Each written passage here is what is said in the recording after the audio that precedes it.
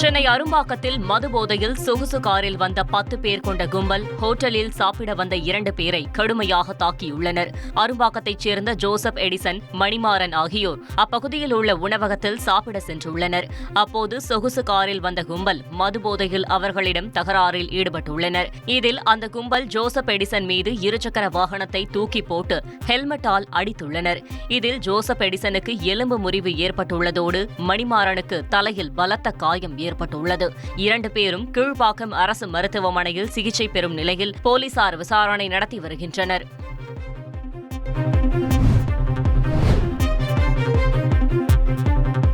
சிறையில் உறவினர்களை சந்திக்க அனுமதி கோரி சிறை காவலர்களுடன் தகராறு செய்த விசாரணை கைதி தடுப்பு கண்ணாடியை உடைத்து ரகளையில் ஈடுபட்டார்.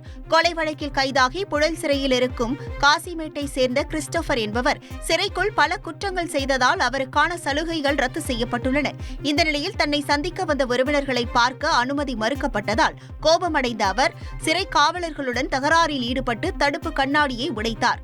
இந்த சம்பவம் தொடர்பாக அவர் மீது வழக்கு பதிவு செய்து போலீசார் விசாரணை நடத்தி வருகின்றனர்.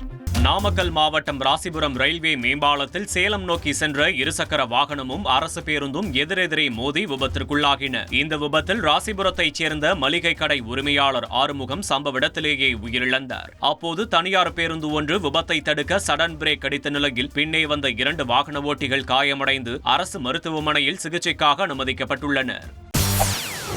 செய்திகளை உடனுக்குடன் தெரிந்து கொள்ள உடனே சப்ஸ்கிரைப் பண்ணுங்க.